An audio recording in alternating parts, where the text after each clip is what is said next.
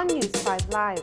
The PUP responds to a mass gathering of immigrants seeking nationality outside the political office of UDP Lake Eye Standard Bearer.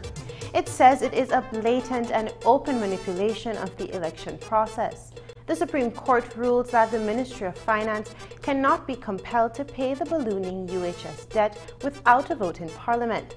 The huge loan continues to accrue interest.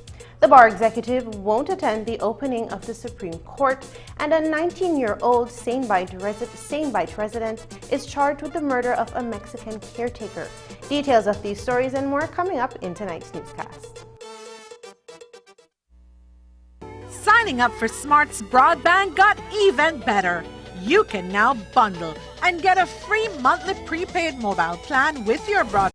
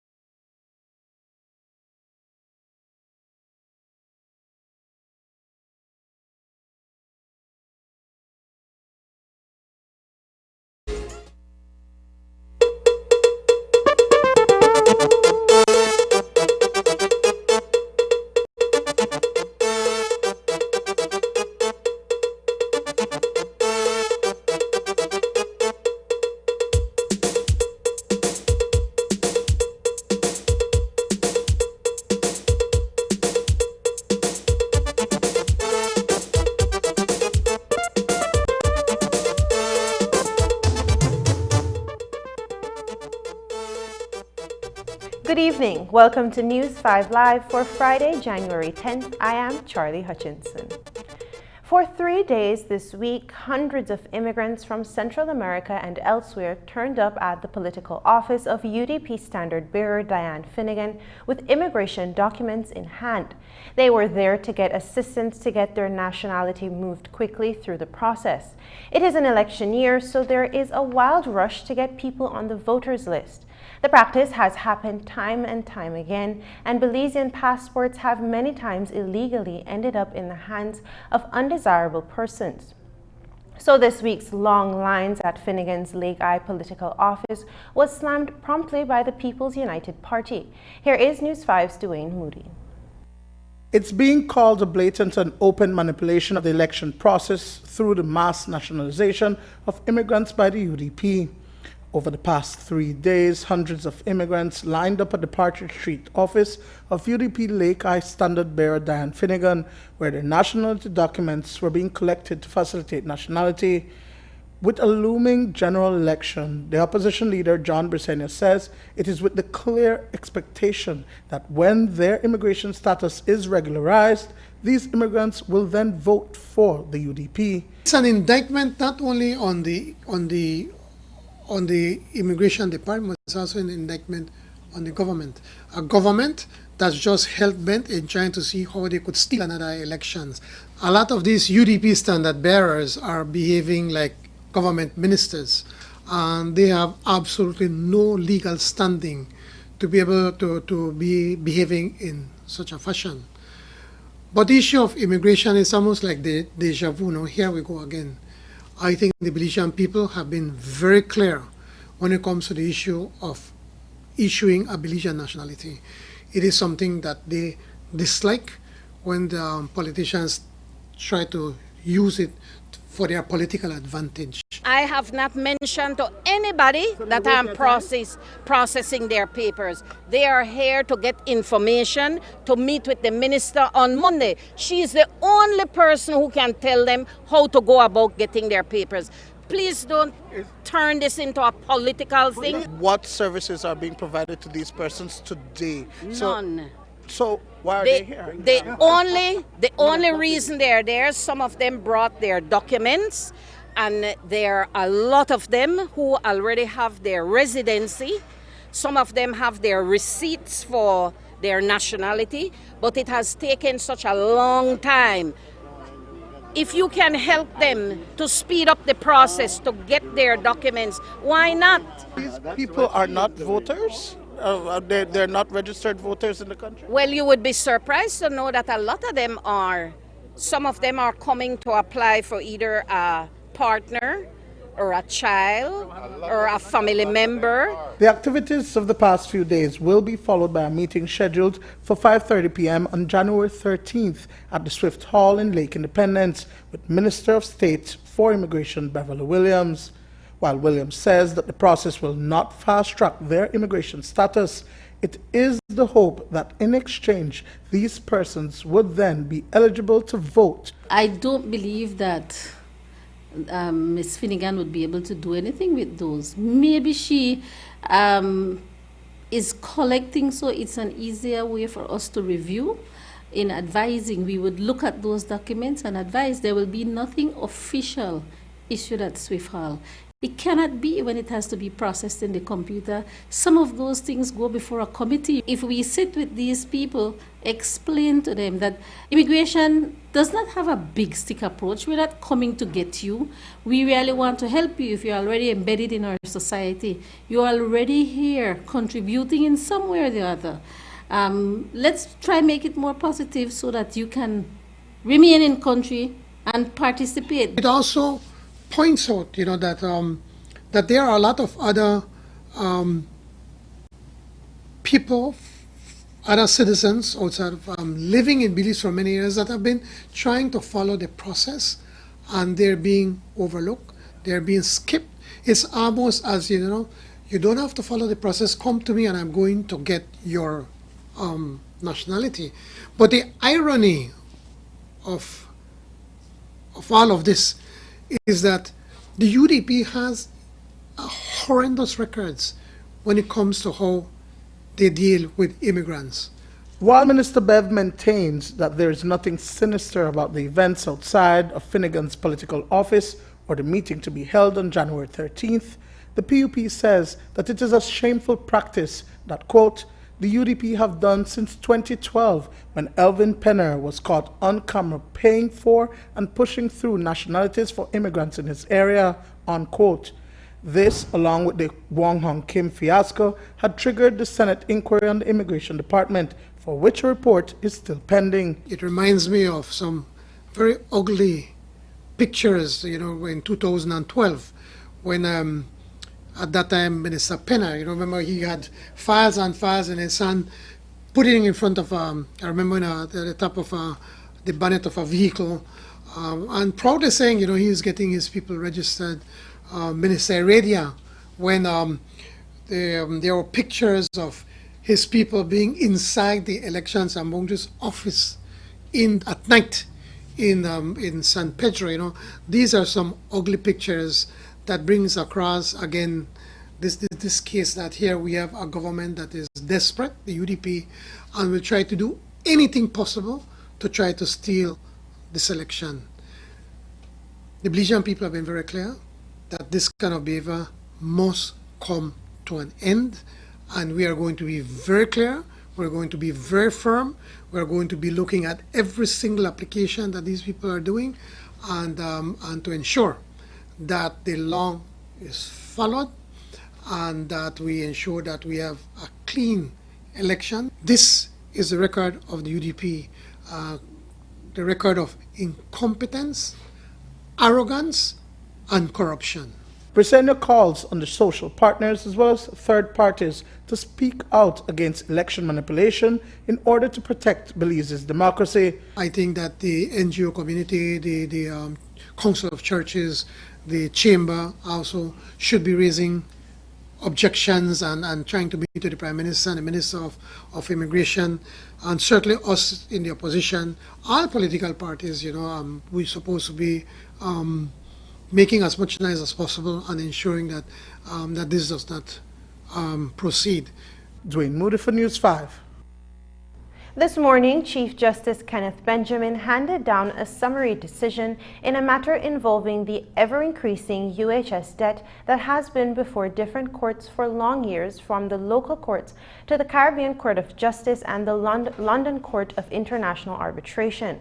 The Belize Bank Limited has been engaged in a protracted legal battle with the government of Belize over an outstanding sum having to do with the defunct Universal Health Services, which dates back to 2004. Despite a subsequent ruling in its favor by the LCIA, the Belize Bank is yet to collect on the arrears, which has since ballooned to well over $100 million. In an urgent attempt to do so, a claim was filed against the Commissioner of Income Tax as well as the Attorney General, in which the bank was requesting that the Commissioner deduct $8.5 million in business tax arrears from the total amount owed. That was in February 2019, well after government voted in the House of Representatives that it would not use monies from the public purse to cover the mounting bill. Today, C.J. Benjamin, in delivering an oral decision, affirmed government's position that the Minister of Finance, in this case, Prime Minister Dean Barrow, cannot be compelled to pay the bill without Parliament having voted in favor of doing so. Attorney General Michael Perifete has weighed in on the judgment. The Chief Justice didn't give a written judgment as yet. He gave a background to the case and he read from his notes. But essentially what the Chief Justice is saying is what we have been saying, that no member of the executive can get engaged in any transaction or any business with anybody for an amount of money that must be first voted for by Parliament. So what the Chief Justice said today is that the Ministry of Finance is not in breach of any law or duty to pay the monies owed to the UHS situation, because the Parliament simply has not voted for that. And neither the courts nor the Minister of Finance are in a position to tell Parliament what to do. And so since Parliament has not voted for the money, you can't then tell the Minister of Finance to pay the money, because essentially you'll be telling the Minister of Finance to defy Parliament. You'll be telling the Minister of Finance to break the law and spend money that was not voted for by Parliament. And so where we are is the debt is still there, the debt is still owing to Ashcroft, but at the same time, until Parliament votes for the money, it can't be paid. It's one thing if the Parliament votes for the money to be paid and the Minister of Finance doesn't pay, then the Minister of Finance could be considered to be in contempt. But how can he pay when Parliament has not voted for the money? But we know Ashcroft is an extremely stubborn and patient strategies. We know that this is wrong one, so quite possibly there will be an appeal, so we wait for that.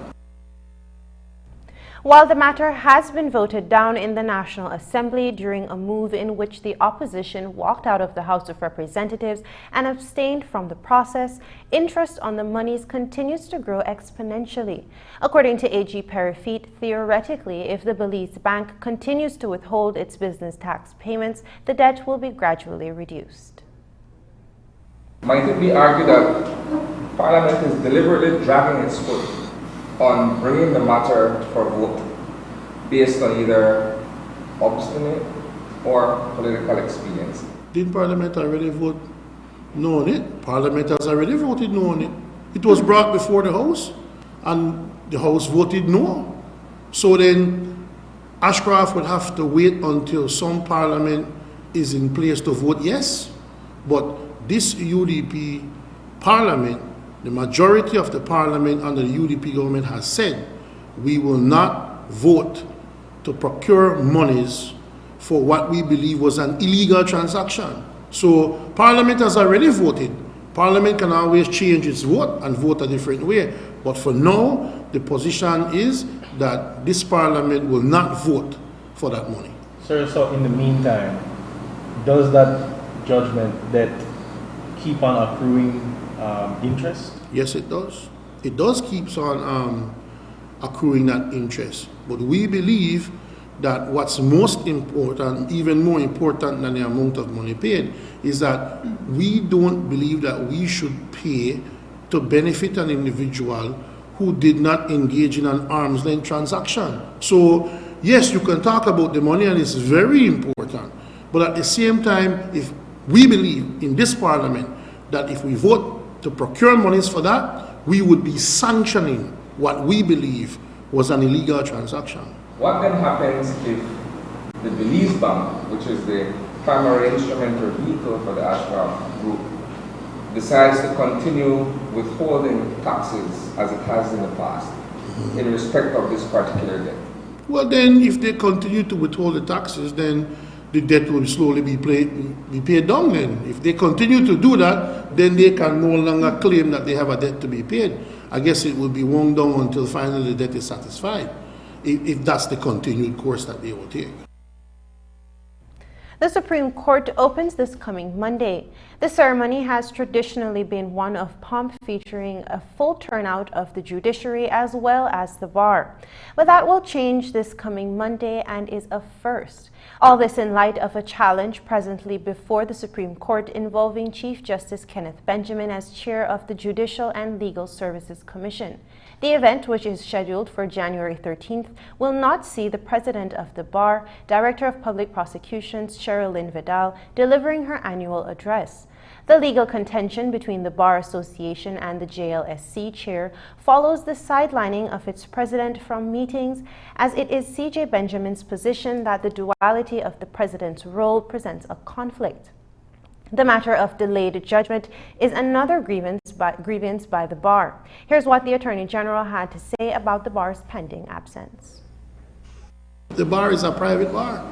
They can choose to attend or not attend if they want. That's their choice. Okay, but it has to do with the current situation regarding the challenge with the Judicial Legal Services Commission and its existing composition.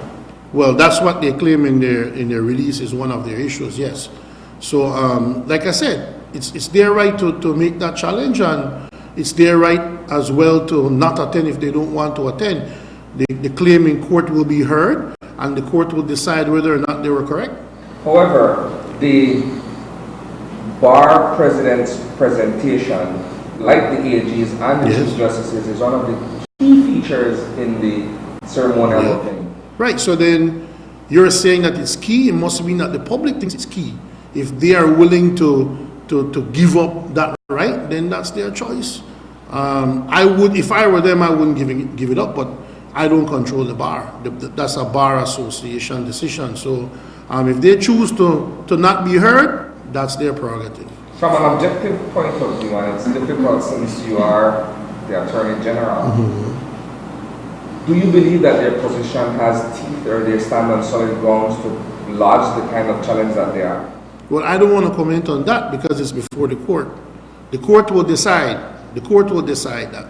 They didn't consult with me before they filed the motion, so I don't think I should give any kind of opinion regarding that. They made their decision, and the Bar Association well knows that once a matter is before the court, none of us should speak about it in the public. So I will refrain from speaking about that for now. Coming up, a 19-year-old Same Bight resident has been charged with the murder of a Mexican caretaker, and we'll tell you about a proposed bill on equal opportunities.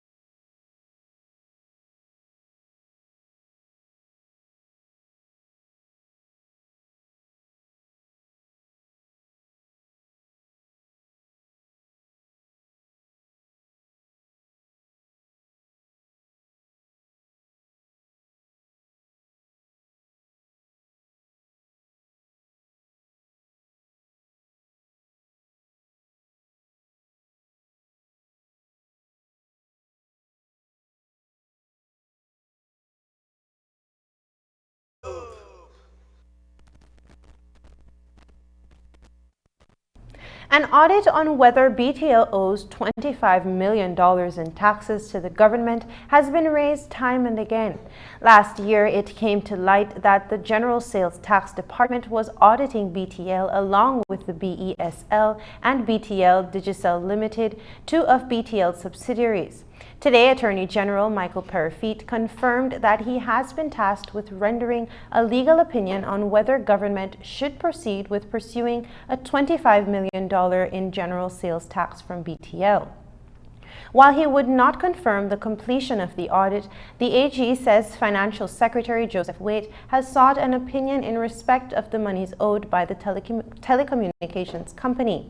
While BTL is also seeking legal advice on the general sales tax issue, AG Perrafete says he understands both sides of the argument, why government should pursue the outstanding taxes as well as BTL's position for not wanting to pay the debt. The Financial Secretary, being the person ultimately responsible for all the tax agencies, has asked me to look into the matter, for me to give a legal opinion on whether or not I think GST has a right to recover the money or not. So that's all he has asked me to do, being the Financial Secretary and being the tax agent. Naturally, he wants to recover as much revenue as he can, and naturally, but we have to look at it objectively. And yes, I am to render an opinion as to whether or not BTL should pay the money or not, but we're in the process of analyzing that. I have to sit down with several members of the AG team, and then we will make a determination which, in our opinion, should be the case. Is it your understanding then that the audit has in fact been completed? Well, I don't want to comment on that yet until I have given the full opinion. Sir, so what's the timeline? Are you expecting to be able to render that opinion? No, I'm trying to get it done before the end of next week, but it could be before. I'm told that there will be a house meeting next week, Friday, and so I would like to complete it by today, by Monday. I mean, we get so much to do, we like to complete our work very quickly as possible, because people are waiting on the decision. People are waiting on where to move and how to go. The GST would like to know whether or not they should pursue this money, and it's my job ultimately to advise them whether or not I think that it will be fruitless or whether or not I think they should go for the money because it is due to the GST. So I have to determine that. And the understanding is that the other side is also seeking legal advice because they hold that they should not pay that $25 Well, I can completely understand why BTL would not want to pay, and I can completely understand why the FinSec would want them to pay. So, yes, they have sought their legal advice. It could come down to one of two things. I either would agree with the advice of their counsel or agree with the advice of the FinSec and the position of the FinSec, but I have to give an objective analysis of that. The National AIDS Commission is championing the drafting of a new piece of legislation which seeks to address the issue of discrimination in and around the workplace. Discussion around the Equal Opportunities Bill is ongoing, particularly since the Commission and its legal consultants have been making their rounds in the media. But what's the role of the Attorney General's ministry in putting together the new proposed law, and is there a mandate from Cabinet for it to be prioritized? Today, News 5 spoke with Laura Tucker-Longsworth, chair of the National AIDS Commission, who explained the purpose of the bill as well as its scope. She says that as many as 19 groups will be covered should the Equal Opportunity Bill become law. So the Equal Opportunities Bill really addresses issues related to prevention of discrimination against certain groups of persons. The bill is all-encompassing. It's a bill for the people of Belize, and it covers almost 19 groups of different persons. The rights of women to breastfeed, or have time for breastfeeding, the rights of women to maternal care, the rights of women and men to sexual and reproductive health issues, And of course, it goes on in terms of discriminatory practices, perhaps in the workplace and so on. And what is important about this bill is that it gives you an opportunity. It has a structure that allows ordinary citizens to move from one point to the next when they have issues with unfair treatment in that what they deem as unfair treatment in the workplace. Why is this a cause that the National AIDS Commission is championing as opposed to any other interest group per se?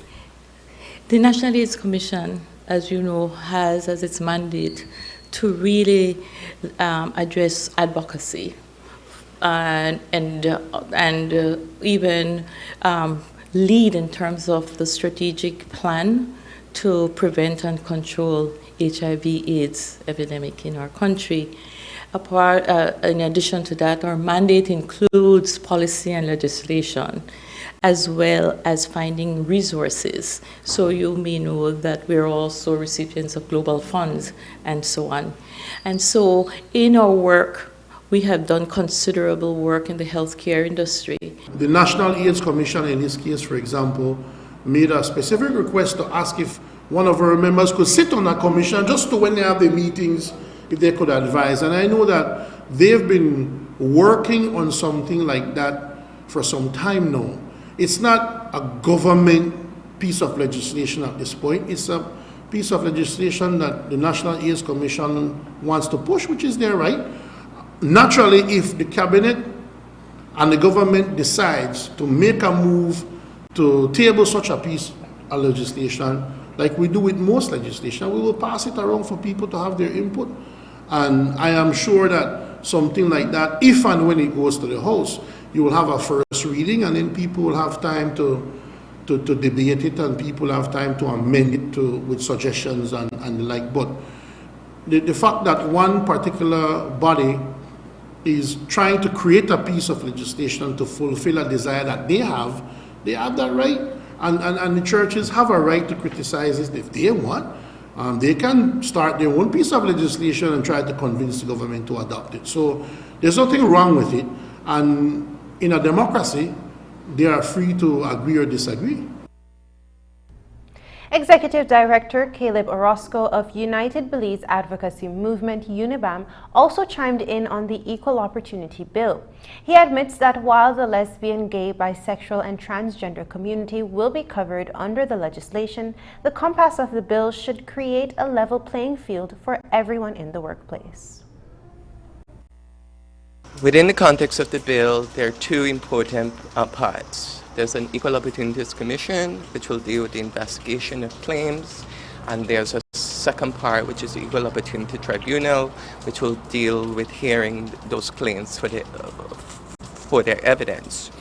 I think that's important because we've never had such a mechanism before in this country addressing discrimination deliberately. I think that's important because there's so many things happening in terms of gender, in the education system, in terms of the workplace, that it gives ordinary citizens a chance to then vent their concerns in a very formal way for the first time. That to me is important. But more importantly, the bill has, in my mind, two core values: an attempt to show respect and an attempt to create a fair playing field for everybody. And for me, that's important because as a country, we've had a long history of traditionally showing respect to our elders and people who are different than us. We've always complained about the need to create a fair playing field in our country and in the system. And in my mind, the Equal Opportunity Bill does both in a way that benefits everybody. PUP leader John Briceño also spoke briefly today on the proposed Equal Opportunities Bill, for which consultations started over the weekend. While he says that a draft copy of the proposed legislation has not been disclosed to him, he heard from the Speaker of the House, Laura Longsworth, who is one of the principals involved in the process as chair of the AIDS Commission. Briceño says that in principle he has no objections. The Speaker, Honorable Laura Langsworth, I think have called my office. They want to meet with me with us to be able to discuss the bill. We have not seen the bill, but I could tell you that on principle, we do support equality in our country, that there should be no discrimination based on sex, race, or political affiliations or whatsoever it is. So on principle, it's something that we support, but we'd like to see the bill to ensure that that is what we have in the bill, but we have not seen it as yet. Earlier this week, you heard a resident of San Antonio Village complain about the burning of medical waste in the village. That resident told us that the matter has been going on for years and it has become a problem, particularly for those who live nearby to the dump site. Residents there reported that they are getting sick and that it has become unbearable to live in their homes as a result of the stench. Today, we spoke with Dr. Marvin Manzanero of the Ministry of Health. He told us that the site was intended to be a short-term plan, but that before it was cleared with the Department of the Environment. He says that they are seeking a long-term solution to the problem.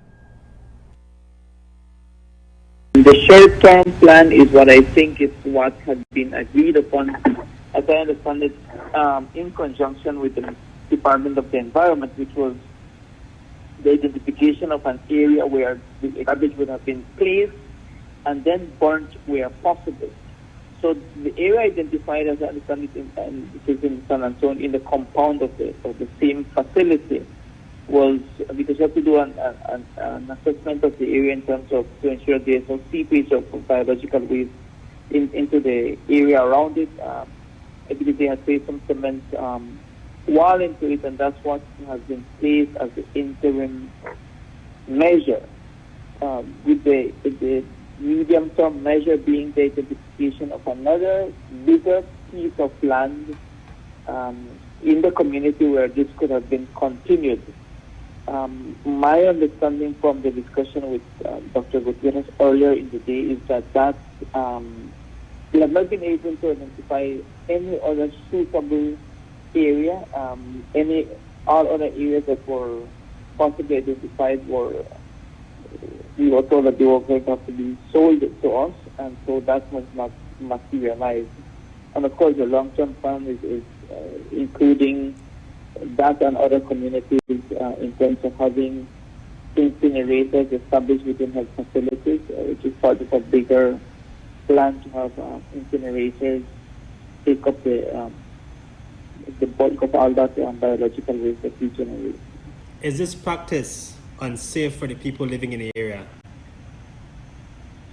I did ask that specific question, and I was told that it's not that true. This is what, as I said, I don't know the area, so I really am going to be guided in what she said, that it was assessed. Of course, that's not the ideal, but that it wasn't, they had not any consideration that it was any toxic fumes or that matter being generated. Again, I don't know. I haven't been there physically because of the closeness of where it is to any other housing community. Director of Health Services Dr. Marvin Manzanero told News 5 today that the final batch of antiretroviral medicine will arrive in the country by the end of the month. This means that the Ministry of Health has begun replenishing the country's stock of medication needed for persons living with HIV/AIDS.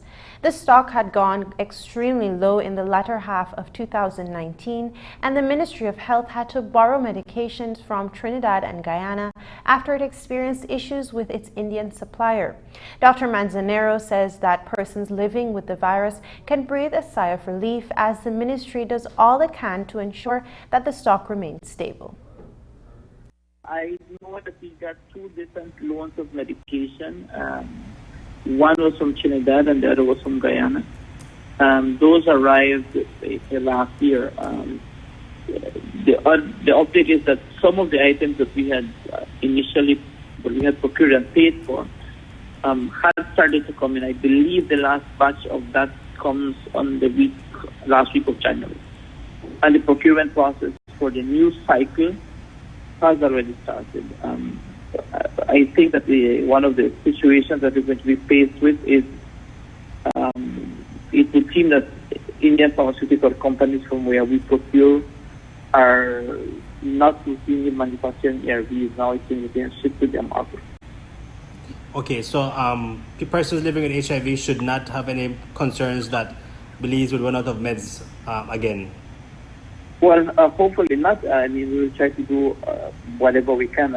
Understand, and that's not an excuse that other countries in the region are in a similar situation. I think 2 other Central American countries have approached us in terms of loaning some medication for us. Of course, from us, sorry, but that's more difficult because we use much smaller quantities. It's easier, I think, for us to get from bigger countries than for us to be giving or loaning anybody medication simply because of the quantities they use.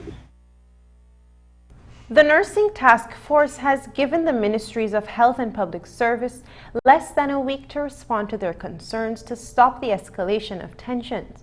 On Thursday, the task force fired off a press release in which it highlighted 5 critical issues that is challenging the nursing community.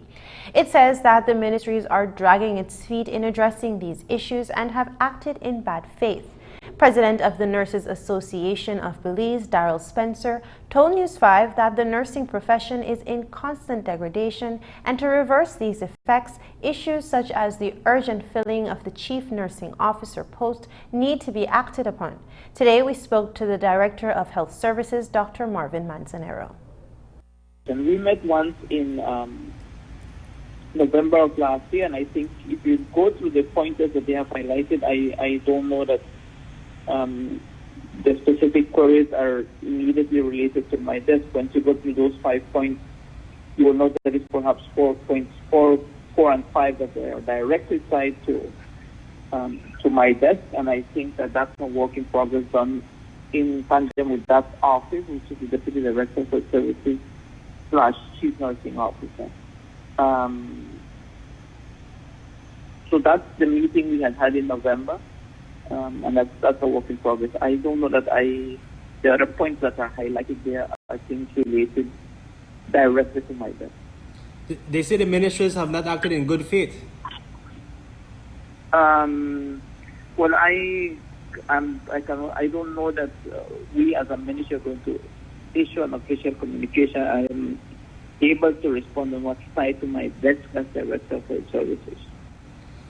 One of the things that the President said yesterday was that they've discussed several issues that agreed upon, but when it was implemented, it was the total opposite. The agreements weren't, the chief title the agreements were with. I don't think they are with my desk. The Public Service Union has weighed in on the matter. The union expresses solidarity with the Nursing Task Force and the Nurses Association of Belize. The PSU says that the issues raised only supports the PSU's declaration based on the President's countrywide tour, in which it has been confirmed that the Ministry of Health is one of the poorest administered sectors in the public service. The PSU says that it will stand with all nurses in their fight. Both ministries have been given a time frame of 5 days to respond in writing to the task force's concerns or face the wrath of hundreds of nurses across the country. Dr. Manzanero says that he is aware that a response from the Ministry of Health would be forthcoming by Monday. One of the things that they want is to ensure that a nurse is included in the selection panel or recruitment process to fill in the vacancies, the post of Chief Nursing Officer. Is it something that your office is willing to accept? That's not, I don't think my desk determines who sits on the panel. Okay, but that is being carefully looked at as well. Well, it's not the scope of my desk. If it were up to my desk, I could tell you, I can give an answer to that, but I don't determine who sits on the panel. Okay. Now, they've given the ministers to respond in 5 days to avoid escalation of tension. Are you speaking with the Minister of Health and your CEO in terms of the way forward, sir?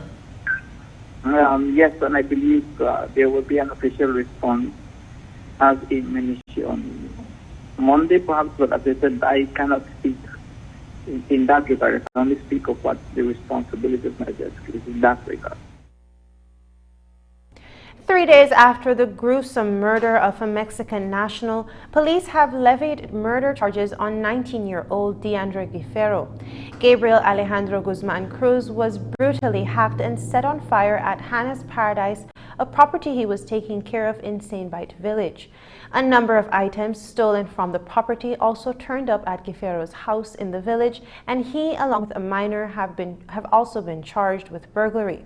A post-mortem exam concluded that Cruz died of hypovolemic shock as a consequence of external exsanguinations due to incomplete transaction of right internal jugular vein as a consequence of penetrating stab wounds to the suprasternal notch. After the break, general elections looming. The PUP says it's ready.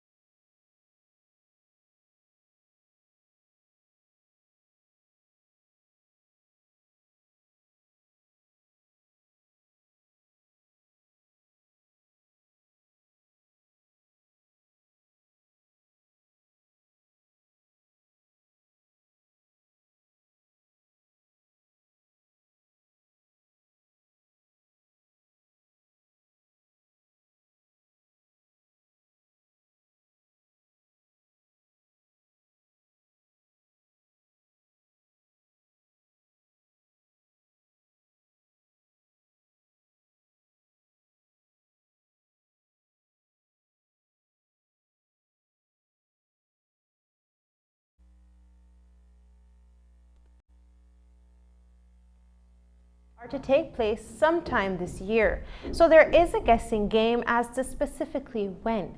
While we were with the PUP leader, John Briceño, today, we asked him about the readiness of his party whenever elections are called. The Prime Minister in waiting says that there are 4 conventions pending, including one for the Fort George and Queen Square divisions. As you know, the past PM, Said Musa, is the current area rep for Fort George, while the sitting PM is Queen Square.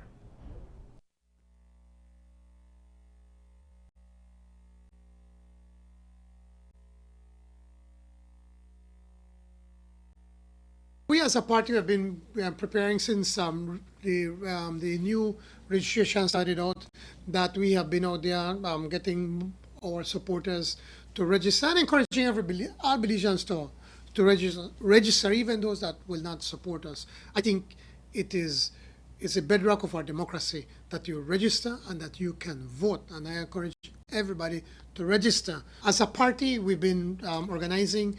We have only 2 more 3 areas that we need to have conventions for our standard bearers, which is Fort George, it's for Kaya West, Queen Square, and then Orange Walk Central, where I represent. We hope that we can get that done shortly, within a month or 2. But we are ready. We're preparing. We're organizing, and we have every confidence that Belizeans are tired of the corruption. They are tired of the incompetence. They are tired of the arrogance. And they are tired of this despair that we have in this country, this malaise that this country is not going in the right direction. They need hope. And they see hope with a government led by the People's United Party. The Supreme Court opens this coming Monday. The chairmanship of the United Democratic Party goes to Attorney General Michael Perifete after challengers Dr. Carla Barnett and John Castillo withdrew from the race ahead of the February 9th UDP convention. Uncontested, Perifete will now be endorsed for that position, and he already has plans for bringing the ruling party back together following the election of a new leader on that Sunday. Well, I was informed by the Secretariat that as of yesterday, Mr. John Castillo had withdrawn his bid for the chairmanship of the UDP following Dr. Barnett, who withdrew her bid the day before, which leaves only me, which means that on February 9th I will be endorsed as the new UDP chairman. Now, have you had time to kind of look at what your vision for the party is insofar as going forward and, of course, leading up to November 2020? Absolutely. I was thinking about it before I ran, because that's the platform upon which you make your bid. So we have our vision, our general vision in place, and we will be meeting with the team before February 9th so that we can know our way forward. I'm not waiting for February 9th to get the work going. February 9th, I want to hit the ground running from in the evening with the new party leader, the new deputy, the new vice chair, and the other people running. So we are ready. We have to sit down with a number of different arms in the party, the PR group, the secretariat, wave radar, everything, and formulate the strategy which we will deploy to ensure another UDP victory November 2020. It would have seemed as if though there would have been a chasm within the party insofar as the various positions to be filled, yours as the chairman included. But now that you're being endorsed, it seems as if though perhaps the healing would be a lot quicker. Can you speak on what that perceived notion is? Well, there are always chasms in the UDP, far less in the UDP than the PUP, I can tell you that. But indeed, that's one of the main functions of the chairman.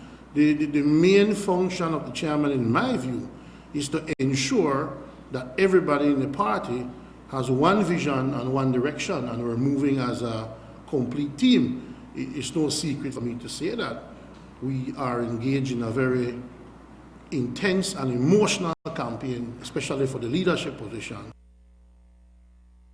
In 2018, Keith Gills assumed duties as Chargé d'Affaires for the U.S. Embassy in Belize. The career Foreign Service officer has been working closely with government agencies and groups to further establish a stronger relationship between the two countries. This week, we caught up with the U.S. diplomat in studio. For 2020, Gills says that the embassy will be closely working with the Belizean law enforcement to combat the transshipment of drugs in Belize.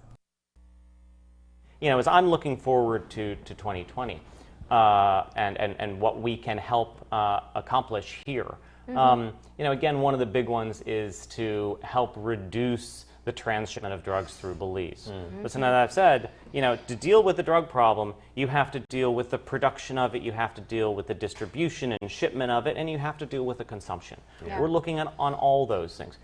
Our engagement with Belize is focused on the transshipment of it. And so we're looking to increase, you know, Belize's presence in our, we've got, it's called the Joint Interagency Task Force in Key West. They're the ones that are able to track the planes that are moving. You know, Belize should be relatively soon stationing a person there, a liaison officer, to have access so we can get that information back and forth and help combat drugs. We're looking to ensure that while migration is an issue for Central America, it has not been an issue for Belize. We want to make sure that any policies that we have for returning asylum seekers to other countries in Central America does not have an impact on Belize. We want to make sure that those folks aren't stationed anywhere near Belize's border so they start passing through Belize. You know, Belize is a great partner in that area. And of course, Belize has a wonderful partner in Taiwan. And that's a relationship that we again want to support because I think that's, you know, Belize is an important bulwark against Chinese economic aggression and debt trap diplomacy. Gills also spoke about the U.S. proposal to transfer rejected asylum seekers to Petén, Guatemala. This, he says, could have negative implications on Belize and as such has been communicated to State Department in Washington. We have seen the first returnees come to Guatemala. Again, my interest in that issue is ensuring that U.S. policymakers understand what those issues, what that policy, the impact it can have on Belize. And my big one is to say, let's make sure that if they do create an asylum camp, it is not anywhere on the eastern half of Guatemala, because we don't want those folks then saying, well, our best pathway rather than north into Mexico is through Belize into Mexico. So again, I make sure that I'm carrying that message back to Washington. We're letting them know, yes, as you're putting these agreements in place, here's the impact it could have on Belize. Let's not let that happen. So being preventative and not having these asylum seekers come into Belize if they've been relocated to Guatemala. My understanding was that there was some effort to possibly locate a camp somewhere in the Petén. Okay. And so my job is to go back to Washington and say, okay, Washington, in your engagements with your other bilateral partners like Guatemala, make sure that their decisions they're making don't have this negative side effect. And so far we have been successful in that. And so Petén is still the preferred site? Not for us. Coming up after the break, members of the Museum Association of Belize learn how to digitize their collection.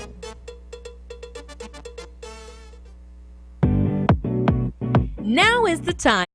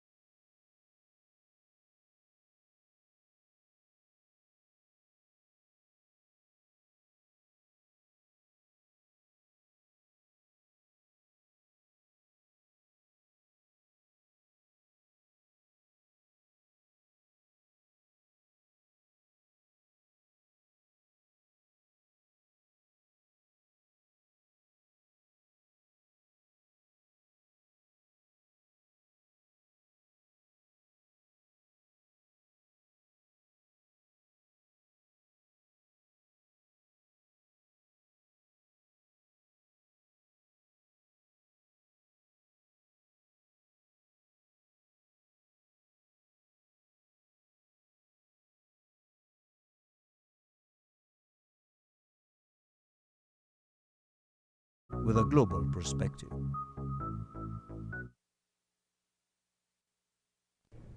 Luthiers Without Borders is an international organization that began with a violin repair project run by two violin makers in schools in Havana, Cuba. It quickly expanded to other countries where its members assist orchestras and musicians with the maintenance of their string instruments. During the course of this week, two luthiers have been on visit in Belize, specifically with the Pelote School of Music. The members were taught techniques to repair and maintain their instruments and were gifted some of the tools needed. Earlier today, we caught up with them in the city and spoke with violin maker Ute Zahn of the US and music director Stephanie Koi. One left already, but she did a bow making course with us while she was here, and also a workshop with the students on how to take care of the bows and history of bows. And we also have Uta, who is still here now, teaching us how to take care of the instruments, how to fix the instruments. And we are all in different stages, but it's great because we're all sharing and learning from each other as well. How important is this? Because if I'm not mistaken, Belize does not have anybody that repairs instruments. It's very important because as far as I know, I don't think anyone is repairing the bowed instruments. And in a case like if we have a damaged violin or we need a bow rehaired, the usual case is we send it abroad. Or some of them just buy new bows. So this is a great opportunity for us and for Belize on a whole, that we can do things like this now on a larger scale. As you know, in Belize, the climate is tropical. This is not something that the stringed instruments are really designed for.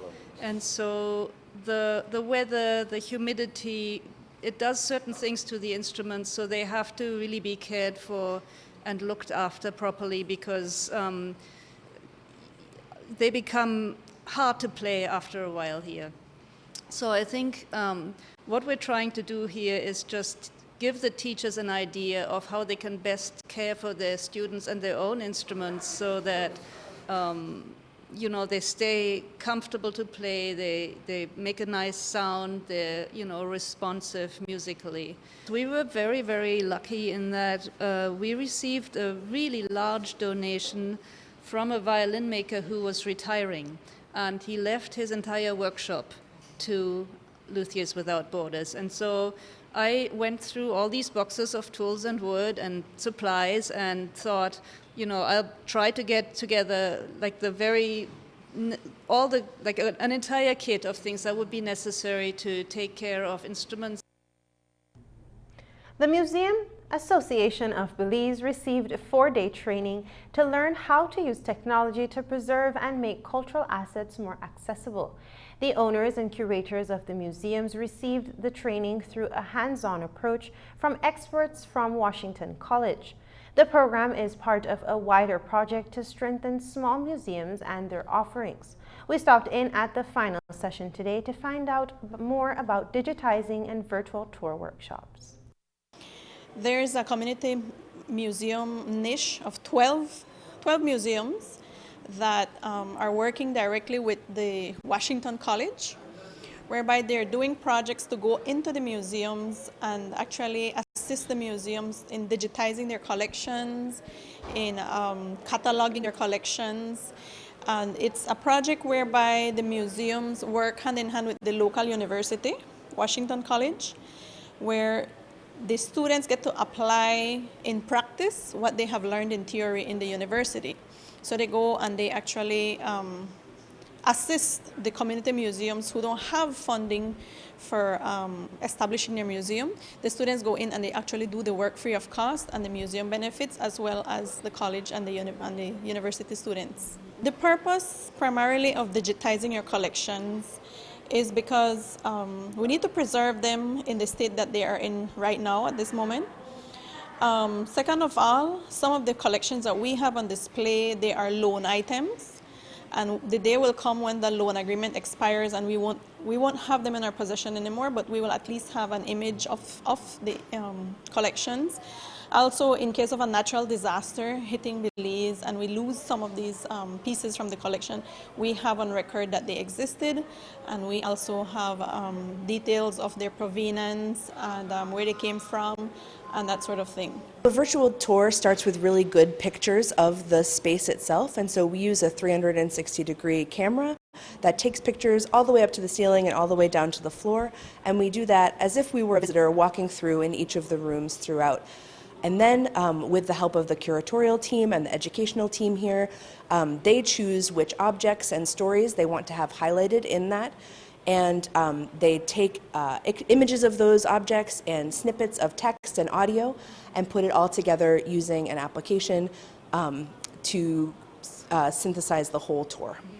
How does this help, or what impact have you seen this kind of feature add to this kind of cultural offering? It's a great opportunity for a couple of different reasons. I think first and foremost can enhance accessibility. So for people who aren't able to come to a museum, either because they live far away or because maybe they have a physical disability or other reasons that they can't sort of travel, having virtual offerings makes it possible for them to see the history and culture and the story that a museum has to offer. And I think it's also really important for small museums, which is what the BAM group represents, because sometimes when students go on field trips with schools, they tend to go to big places, and sometimes community museums can be overlooked. And so when community museums can have that virtual presence, more people can be enticed to come visit them or can learn about what their museum has to offer. And that's the news. Don't forget that tonight's broadcast is available in both text and streaming video at channel5belize.com.